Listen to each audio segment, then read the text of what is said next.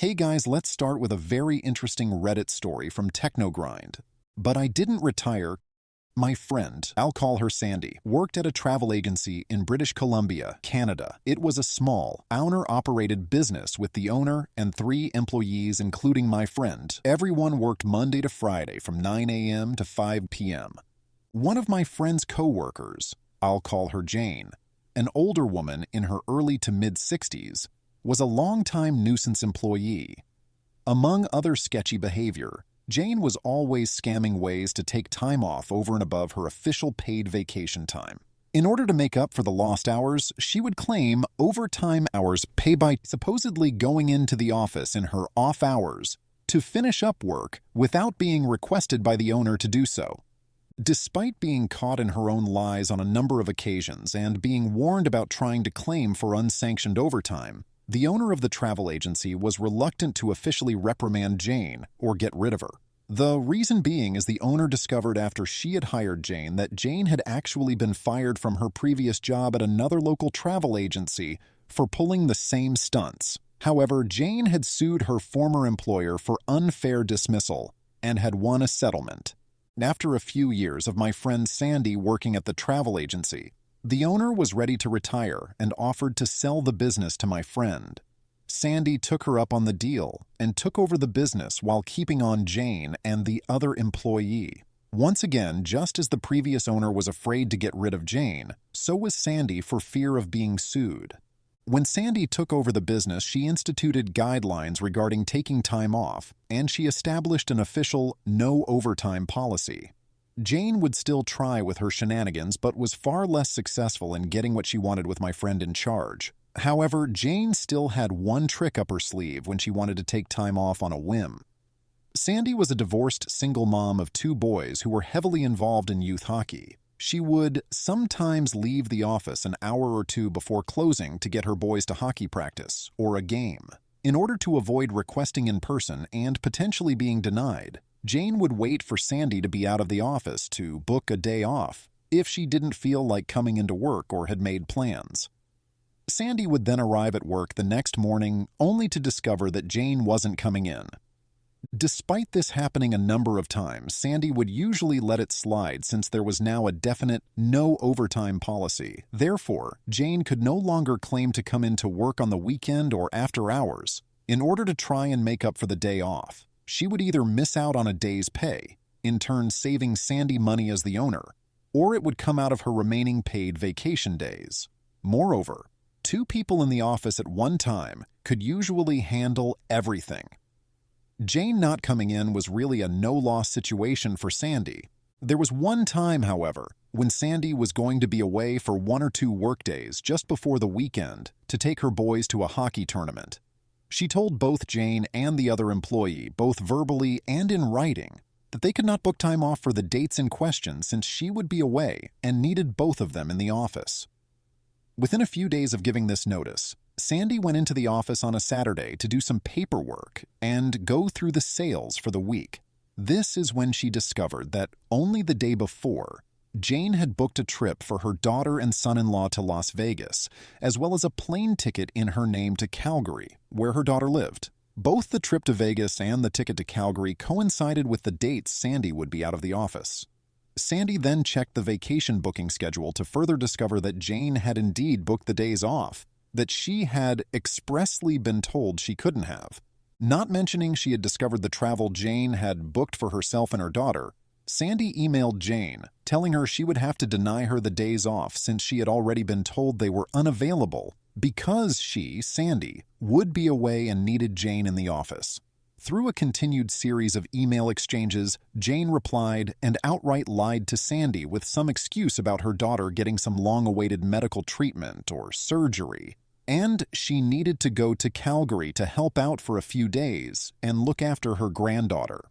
Sandy replied to this lie by telling Jane she knew about the trip she had booked to Vegas for her daughter and son-in-law, that Jane's trip to Calgary was most likely to babysit her granddaughter while her daughter was in Vegas, and that she would still have to deny Jane the days off, especially since she booked them after being told they were unavailable. Jane countered in her subsequent reply without even addressing the fact that she had been caught in a lie, that she had been a dedicated employee of the travel agency for several years and couldn't understand why she was being treated so unfairly after all she had done for the business. She then wrote that since she wasn't being treated as a valued employee, she had no choice but to retire and was giving her 2 weeks' notice. Despite Jane's threat, Sandy replied that she would still be unable to grant her the days off and left it at that without making any mention of Jane's threat to retire. Sandy then contacted her accountant, who also acted as her de facto business advisor, and explained what had happened with Jane. Also aware of Jane's previous shenanigans, Sandy's accountant told her that this was the out she had been looking for with Jane and she had it all in writing. He told her that Jane had essentially retired, and all Sandy needed to do was honor Jane's desire to do so, let her finish out her 2 weeks, or pay her 2 weeks' wages in lieu with no further severance pay legally required since she hadn't been fired. The following Monday, Sandy went into the office early, accompanied by her long-term boyfriend to act as a witness. She put Jane's belongings from her desk into a box and took the things that were property of the business. Since Jane was old school and had resisted inputting client information in the computer database, this also included a small box filled with index cards, which had client phone numbers, addresses, credit card information, and other personal information noted on them. In the meantime, the other employee had arrived for work, and they all waited for Jane to show up. Jane arrived just before 9, acting as though nothing had happened, and greeted everyone with a good morning as she walked through the door. However, she was apparently taken slightly aback when she noticed Sandy's boyfriend seated in the far corner of the office. At this point, Jane was midway to her desk when Sandy informed her that there was no need to go any further and that she had accepted Jane's notification of retirement. She then handed Jane a check, compensating her for the hours she had worked in the current pay period, as well as 2 weeks' wages in lieu of Jane finishing out her final 2 weeks before her retirement. Jane was dumbfounded and went into panic mode. "But I didn't retire. I'm not ready to retire." Sandy responded that indeed she had retired, given her notice and had proof of it in writing. All Jane could do was continue repeating, "But I didn't retire. I'm not ready to retire," while unsuccessfully attempting to get the support of the other employee who refused to come to her defense. Sandy then pointed to the box containing Jane's belongings, wished her a happy retirement, and told her to leave the office. Jane quickly rifled through the box and noticed that the small box containing the index cards with client information was not there. She insisted that Sandy return it to her, which Sandy refused to do, explaining that it was property of the business, contained personal client information, and that she would be in violation of Canadian privacy laws if she were to let Jane take it. Jane's shock had now turned to obstinance, and she refused to leave without the box. Both the other employee and Sandy's boyfriend had started to get involved, repeatedly telling Jane to just leave. Sandy then informed Jane that if she didn't leave, they would have to call the RCMP, Canadian Police, at which point Sandy's boyfriend dialed 911 to inform the dispatcher of a disgruntled former employee at XYZ Travel Agency who was refusing to leave the premises. Within a few minutes, 2 police officers arrived, and Jane immediately ran to the door ranting about being fired and about the missing box of client info. In order to de-escalate the situation, one police officer told Jane to come outside and explain to him her side of the story. The other officer remained in the office to hear Sandy's side of the story, agreeing that Jane was not legally entitled to the box of client info. The other officer then re-entered the business and told Jane to wait outside. He said that Jane was insisting that Sandy was holding on to her personal belongings, namely a box of important information. Both Sandy and the officer who had spoken to her explained the contents of the box to the other officer, who in turn agreed it was not Jane's property. The police officers then picked up the larger box of Jane's personal belongings, took it outside to Jane, and told her she needed to go home. To rub salt in Jane's wounds, the next day, Sandy put up a large sign in the window of the business congratulating Jane on her retirement, and even put a small announcement in the local newspaper doing the same thing. The icing on the piece of revenge cake was Sandy, when filling out the necessary government forms for when an employee quits/gets fired/retires, made sure to check the box labeled retired for the reason for Jane no longer being employed. By doing so, Jane was ineligible to collect unemployment insurance benefits. Here are some top comments on the post. The first one is from Diplom Jodler. What year was this? I can't imagine anyone working a job like that without using a computer. OP replies to Diplom Jodler. I can't remember exactly, but it was into the 2000s. And you're right about the computer. Jane started her career when tickets were still filled out by hand with carbon paper between the copies, and travel agents would phone a central reservation number for the various airlines to check on seat availability. She reluctantly had to make the switch to computers, but from what Sandy remembers, Jane preferred to keep the client contact info and other client information on the index cards rather than storing it in the computer. When dealing with clients in person or on the phone, she would apparently take handwritten notes about their travel plans or reservation information and contact them again later. She couldn't simultaneously deal with the clients while using the computer to enter their information or do a search. Dats_end also replies to Diplom Jodler. With travel, you use what's called the Global Distribution System or GDS. These are extremely antiquated systems and make it hard to access customer information like credit cards on the fly.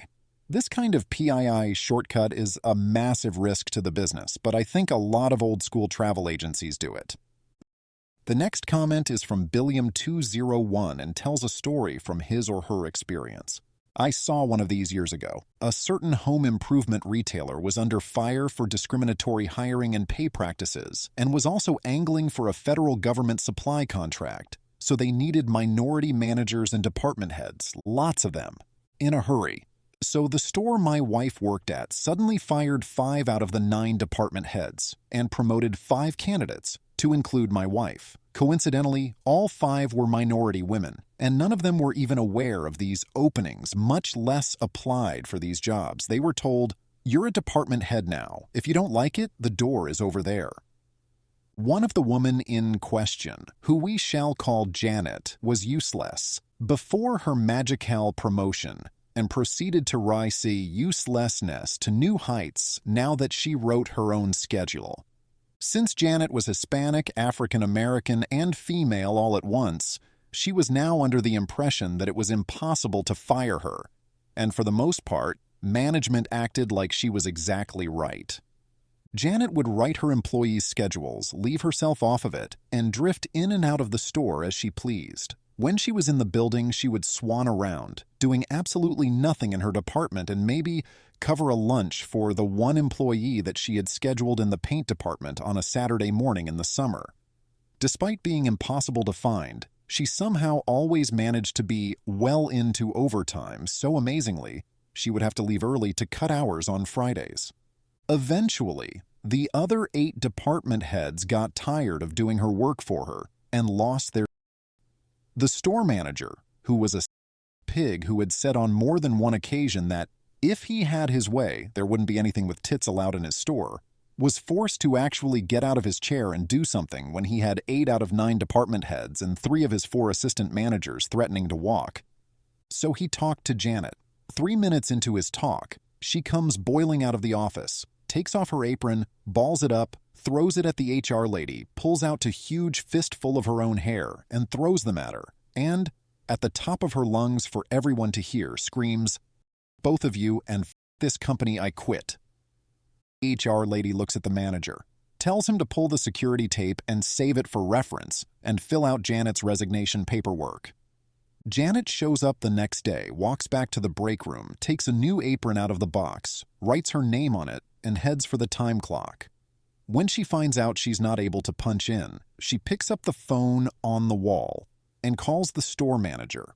Those of us in the break room were treated to her end of the 10-minute screaming tirade where she said that she didn't really mean she quit. They were racist assholes for accepting her resignation. Blah, blah, blah. HR lady walk into the break room with her resignation papers and her final check, and it finally dawns on Janet. She's and she did it to herself.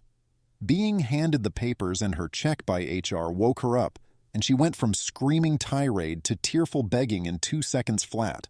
The revenge was satisfying and eye-opening for Jane. OP used Jane's own words and actions against her and kicked her out of the company. On top of that, OP's announcement that Jane has retired prevented her from collecting unemployment benefits. Such manipulative employees deserve the same fate. Let's now jump on to another story from Ignards. I guess it's my business now, a tale in 5 acts. I've wanted to post this tale here for a long time. I've started the post many times, walking away from the computer and giving up each time. Note that like many tales here, many trivial to the story details have been changed. What is important to note is that the way my industry runs is essentially via monthly service contracts with clients. There are 3 major players in the story: myself, Egnard's old owner, let's call him Steve, and new owner, let's call him Kyle. Act 1, do what you love. And as an aimless teenager, I started working for a small business owned by Steve. It turns out I really enjoyed what I did. So slowly over time, my life plans shifted to make sure I could continue to work for Steve for the long term. This included transferring to a local college, and because the business was predominantly run on part-time hours, making sure that any other jobs I had never conflicted with the hours I was expected to work for Steve. Steve was flawed, but overall a good boss who mostly looked out for me. I certainly think over the years he had taken advantage of me in small ways, but looking back, I really have no complaints. The thing is that when I started working for Steve, the business name recognition was always directed towards Steve. Over the years, it eventually became, go to Egnard's, he's the best. This got to the point where I do indeed truly believe that if I did not end up working for Steve, it's very likely his business would have been nowhere near as successful as it eventually became. As years went on, it was heavily implied that when Steve retired, the business would go to me. It was never specifically stated, but Steve did have a way about skirting around those types of issues and giving me hope. Act 2. Enter Kyle.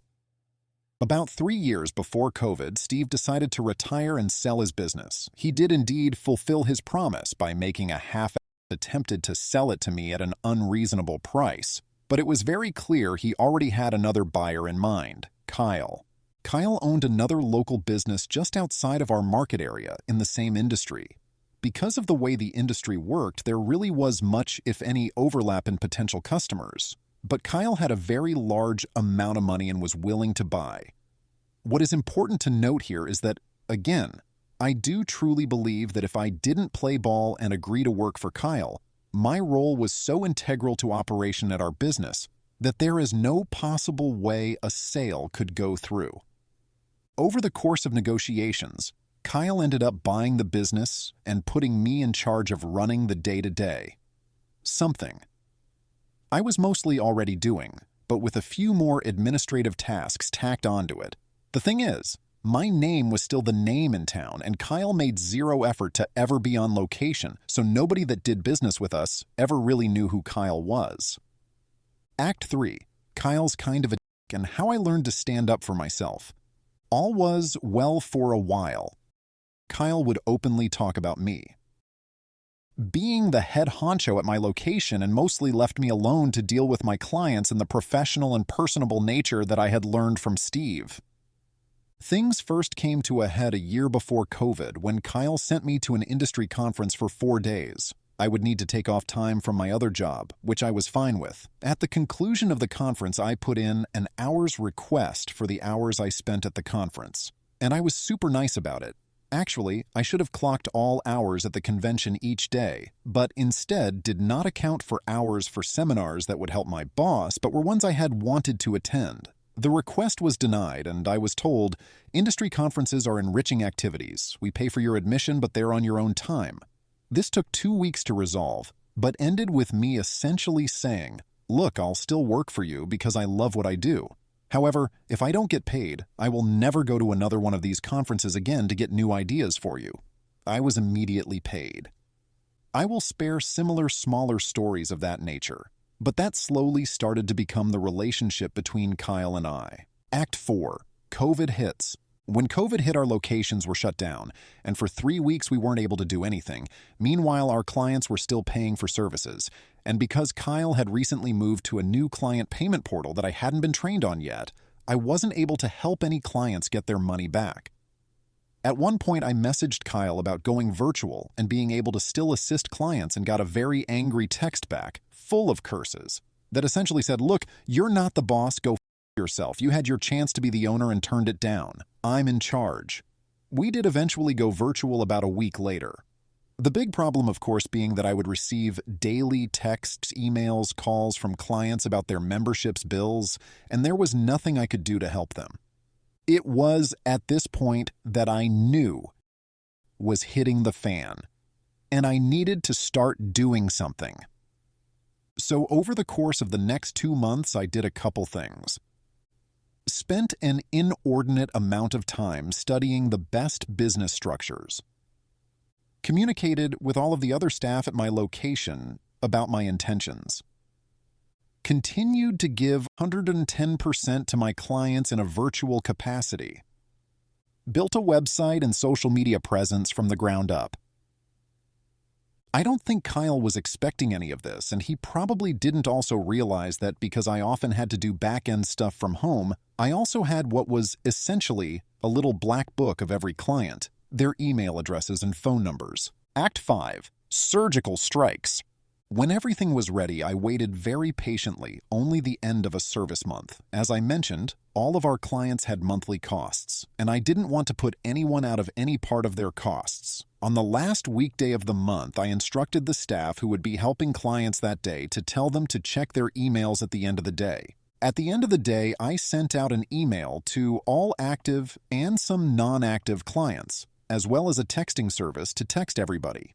I launched our social media accounts, our website, and had even enlisted a very small amount of trusted clients to spread the word via social media once I gave them the signal. Within 15 minutes of everything, my phone was ringing off the hook. I had 50+ emails in my inbox from different people, and my Facebook accounts were completely blowing up with local chatter. I also heard from many of these people that they were calling Kyle to cancel their service. We hosted a Zoom meeting for all concerned parties, and essentially decided to take the weekend to clear up any confusion with the systems and start fresh and open our doors on Monday. Within an hour of everything, Kyle sent out a text blast to every client that they would be shutting their doors effective immediately. At the start of COVID, we had roughly 50 active clients at the business. On my first day of business, I had signed up 75 active clients, many inactive ones telling me, "Yay, we stopped doing business with you guys because Kyle was kind of a..." What is really important to keep in mind here is that I never wanted to, nor cared to be, a business owner. I was very happy working for somebody else as long as I wasn't treated like... Had Kyle treated me even remotely better, the location would have continued to thrive and be a staple in our local community. Kyle chose to be a to try and get quick money and cheat people, and Kyle lost out. We've been in business now almost 2 years, have nearly tripled Kyle's active numbers, and continue to be a staple in our community. Our old boss sold his business to someone who was kind of a... New guy didn't realize I was the face of the business and ended up losing out on everything. Here are some top comments on the post. The first comment is from Cockity Pussy, but the million-dollar question still remains unanswered. Where is Kyle now? OP replies to Cockity Pussy, Kyle still has their business outside of my market. He was a very big proponent of social media use prior to everything going down, and I see much less of it, as our client base was mostly isolated between the two locations. I don't know if any suffering they're dealing with is fully related to his poor business management, or anything to do with me. Probably not. I pride myself on being client first, so when I believe another business will better fit the needs of a prospect, I gladly give them the names of colleagues at other businesses. Kyle's is the one business I never recommend. The next comment is from Slevenkelevra 710. Was there any risk to the idea that Kyle could have seen you as stealing his clients? Were there any concerns regarding trade secrets and inside knowledge about the company you worked for? I'm airways intrigued by these types of stories because, obviously, the clients like you and are probably better off. I'm not in any way suggesting that you sabotaged Kyle, but I'd imagine he might see it that way. For the right kind of person, a lawsuit doesn't seem absurd. Since you gathered your client list largely from the existing customer base of the original business, it seems like a potentially risky maneuver. Obviously, there couldn't have been a non-compete clause in effect, but I am curious about the standing legal precedent in this scenario. OP replies to Slevinkalevra 710. I was honestly slightly nervous that they would try something, but I wasn't concerned that it would amount to anything. Our industry is largely based on public perception, and a lawsuit would have caused them more of the harm. They'd have gotten 0 clients from it and maybe lost some of the ones from their location. I did 2x2 weeks ain't their location, and while I had nowhere near the familiarity with their clients, I was certainly well liked. I would have lost a business I never had to begin with, and I still work a full-time job anyway, slowly hoping to move away from it. Also, while the client list I had was certainly from their database, the reality is that enough clients had my cell phone number and vice versa that it would have been hard to prove anything. The revenge was truly calculated and devastating. Egnards quietly built a competing business, then strategically announced it, causing Kyle's clients to abandon him. Within hours, Kyle's business collapsed, and Egnards took over, tripling client numbers. Kyle's mistreatment backfired, leaving him with nothing while Egnards thrived, proving his true value.